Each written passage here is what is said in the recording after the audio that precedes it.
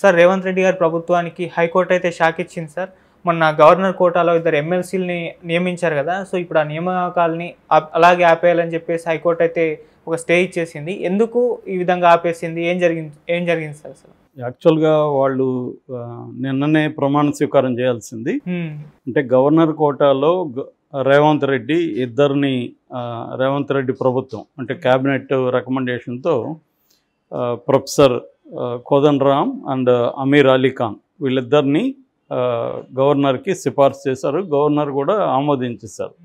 యాక్చువల్గా నిన్న మండలి చైర్మన్ గుత్తా గారు లేకపోవడం వల్ల వాళ్ళు ప్రమాణ స్వీకారం చేయలేదు, లేకపోతే చేసేసి ఉండాల్సిందనమాట. అయితే ఈరోజు ఆయన చేస్తానని చెప్పారు. సో అందుకని ఆగింది అది. అయితే ఈ లోపల హైకోర్టు ఈరోజు ఏం చెప్పిందంటే దాన్ని ఆపేయమని చెప్పింది. ప్రమాణ స్వీకారం చేయొద్దు, ఫర్దర్ విచారణ వరకు మేము చెప్పే వరకు ప్రమాణ స్వీకారం చేయకూడదు అని ఆపేసింది.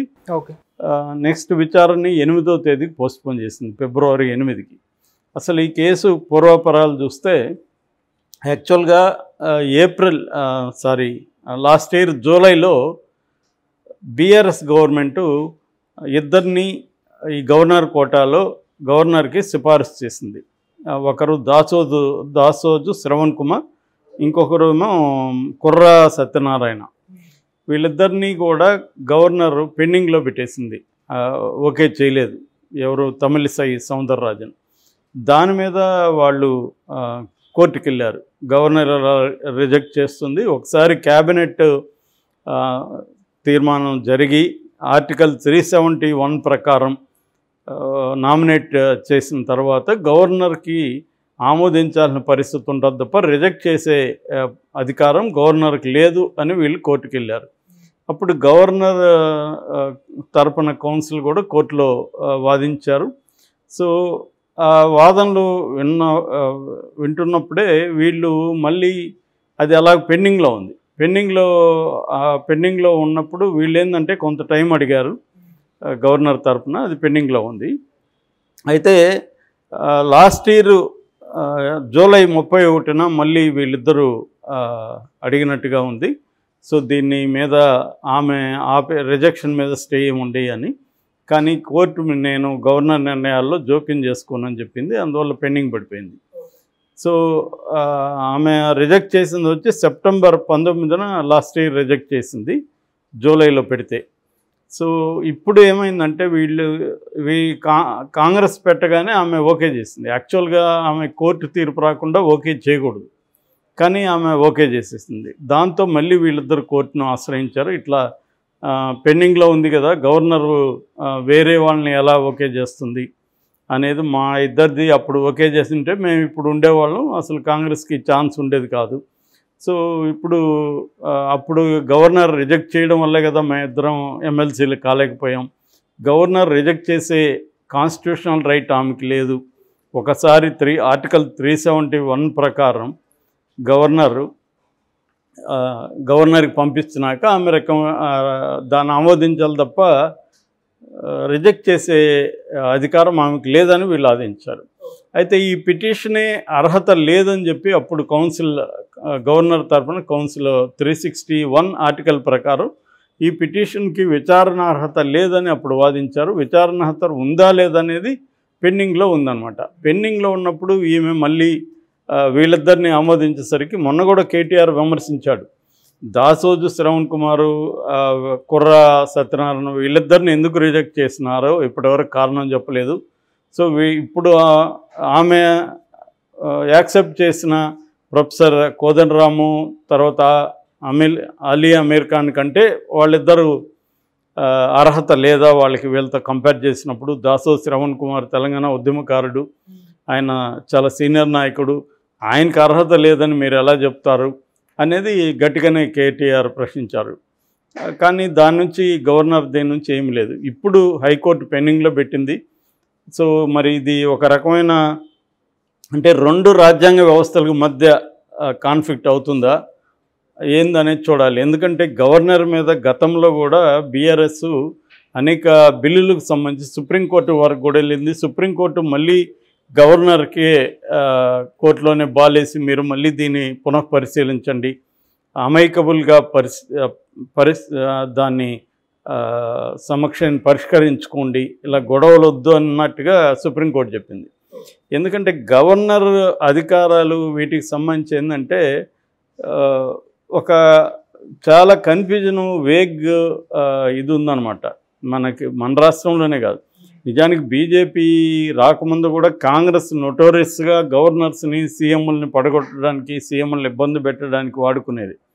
అందుకనే గవర్నర్ వ్యవస్థే రద్దు చేయాలన్న విమర్శ కూడా ఉంది. ఎందుకంటే గవర్నరు చేసేది ఏమి లేదు ప్రత్యేకంగా, అది ఎప్పుడో అది బ్రిటిష్ కాలం నుంచి వస్తున్న సిస్టాన్ని రాజకీయ పునరావాసానికి తప్ప గవర్నర్ ఏ రకంగానూ ఉపయోగపడేది ఏమీ లేదు అనేది ప్రజలు ఎన్నుకున్న ప్రభుత్వాలు ఉన్నప్పుడు, ఆ ప్రభుత్వాలు ఫంక్షన్ సరిగ్గా చేయనప్పుడు కోర్టులు ఉన్నాయి, సెంట్రల్ గవర్నమెంట్ ఉంది, అవన్నీ ఉన్నప్పుడు గవర్నర్ ఏం చేసేది ఏం లేదు. వాళ్ళకి నిజంగా కూడా అన్ని అధికారాలు కూడా ఏం లేవు.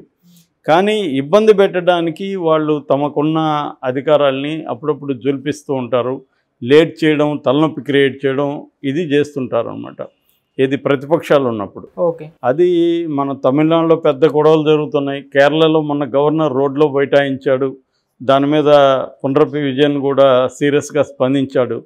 సో ఇట్లా నాన్ బీజేపీ ప్రభుత్వాలు ఉన్న చోట గవర్నర్లు ఉపయోగించి ఆ ప్రభుత్వాల్ని ఇబ్బందులు పెట్టడం కనిపిస్తుంది. తమిళిసై వచ్చినప్పటి నుంచి కూడా తెలంగాణలో బీఆర్ఎస్ ప్రభుత్వాన్ని అనేక రకాల ఇబ్బందులు పాలు చేసిందనేది వాళ్ళు ఆరోపిస్తున్నారు. అనేక కీలక బిల్లుల్ని ఆపేయడం, దానివల్ల నిజానికి ప్రజలకు కూడా ఇబ్బంది కలుగుతుంది. కొన్ని రకాల యూనివర్సిటీలకు సంబంధించిన బిల్లులు కానీ అవన్నీ ఆపేయడం వల్ల ఇప్పుడు వీళ్ళిద్దరిని ఎందుకు రిజెక్ట్ చేశారు, మరి ఇప్పుడు ఎందుకు వీళ్ళని యాక్సెప్ట్ చేశారు అనేదానికి ఆన్సర్ లేదు.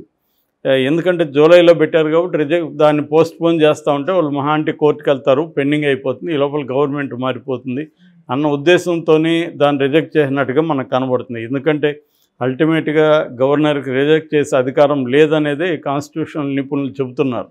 అది ఆమెకు తెలియదా? తెలుసు. కానీ ఎందుకు చేస్తారంటే దీన్ని ఆపేస్తే నెక్స్ట్ ఎన్నికలు వచ్చేస్తాయని. మరి ఇప్పుడు కోర్టు ఎలా చెబుతుంది దీన్ని చూడాలి. ఎందుకంటే కోర్టు కానీ వాళ్ళిద్దరిది ఎందుకు మీరు రిజెక్ట్ చేశారో దానికి సహేతుకమైన కారణం ఏముంది, రిజెక్ట్ చేసే అధికారాలు మీకున్నాయి లేదా, ఇలాంటివి చెప్పాలి.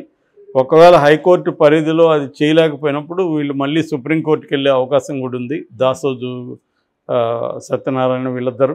ఎందుకంటే వాళ్ళ న్యాయమైన పవర్ని, రావాల్సిన పదవిని ఆమె అనవసరంగా అడ్డుకునిందన్న అభిప్రాయం వాళ్ళల్లో ఉంది. సో వాళ్ళు సుప్రీంకోర్టుకి వెళ్తారు. సుప్రీంకోర్టు కూడా అనేకసార్లు ఈ మధ్య కేసులు ఎక్కువ వస్తున్నాయి గవర్నర్లకు సంబంధించి. సుప్రీంకోర్టు కూడా అనేకసార్లు చెప్తూ ఉంది, సలహా ఇస్తుంది. మొన్న మహారాష్ట్ర స్పీకర్కి సంబంధించి కూడా అలాగే సుప్రీంకోర్టు, అంటే స్పీకర్ ఒకరు, గవర్నర్ ఒకరు, వీళ్ళిద్దరూ అనేకసార్లు ప్రతిపక్షాలను ఇబ్బంది పెట్టే విధంగా కొన్ని నిర్ణయాలు తీసుకోవడం చూస్తుంటాం. ఇప్పుడు మన ఆంధ్రప్రదేశ్లో స్పీకర్ కూడా ఆయన గంటా శ్రీనివాస్ ఎప్పుడో రిజైన్ చేస్తే ఇప్పుడు దాన్ని ఆమోదించాడు. దాన్ని కూడా స్ట్రాటజిక్గా, ఎందుకంటే రాజ్యసభ ఎన్నికలు వస్తున్నాయి కాబట్టి ఒక ఓటు టీడీపీకి తగ్గిద్దామన్న ఉద్దేశంతో చేసింది తప్ప అదేం కాదు. ఎందుకంటే ఇక్కడ గేమ్ అనేది పొలిటికల్ లీడర్స్, పొలిటికల్ పార్టీసు రాజ్యాంగాన్ని ఉల్లంఘించే పద్ధతులు, లేకపోతే రాజ్యాంగాన్ని తమకు అనుగుణంగా ట్విస్ట్ చేసే పద్ధతులు బిహేవ్ చేస్తున్నాయి. దానికి అనుకూలంగా స్పీకర్లు స్టేట్ గవర్నమెంట్ స్థాయిలో, ఇటు సెంట్రల్ గవర్నమెంట్ స్థాయిలో గవర్నర్లు పనిచేస్తున్నారు. సో నిజానికి గవర్నర్లు ఏంటంటే ఏ రాష్ట్రంలో ఉంటే ఆ రాష్ట్ర అభివృద్ధి కోసం కావచ్చు, లేకపోతే ఆ రాష్ట్రంలో ఏదన్నా సమస్యలు ఉంటే దాన్ని తమ వంతుగా పరిష్కరించుకోవడానికి ట్రై చేయాలి. నిజానికి ఈమె పొలిటీషియన్ బేసిక్గా, తమిళిసై సౌందరరాజన్, ఆమె బీజేపీ రాష్ట్ర అధ్యక్షురాలు తమిళనాడు. ఆ రాజకీయాల్లో ఆమె సుదీర్ఘకాలం ఉన్నింది, ఆమెకి తెలియంది ఏమి ఉండదు. కాకపోతే ఏంటంటే ఇక్కడ ఆమె బీజేపీ తరఫున కేసీఆర్ని ఇబ్బంది పెట్టాలనేది ఒక అంశం అయితే, రెండోది వీళ్ళిద్దరి మధ్య ఇగో ప్రాబ్లం కూడా కనబడుతుంది మనకి. కేసీఆర్ కూడా ఆమెను అనేక సార్లు కావాలని హత్య చేయడం, తర్వాత ప్రోటోకాల్స్ని ఫాలో కాకపోవడం. సో ఆమె ఎక్కడైనా ఏదైనా ఫైల్స్ అడిగినప్పుడు కానీ, లేకపోతే అధికారులు రమ్మన్నప్పుడు కానీ కోఆపరేట్ చేయకపోవడం, ఇలాంటిది కేసీఆర్ వైపు నుంచి కూడా కనబడుతుంది. ఏదేమైనా ఇద్దరి మధ్య ఇటువంటి ఉన్నప్పుడు ఈ రాష్ట్రానికి అది ఖచ్చితంగా ఇబ్బంది కలుగుతుంది.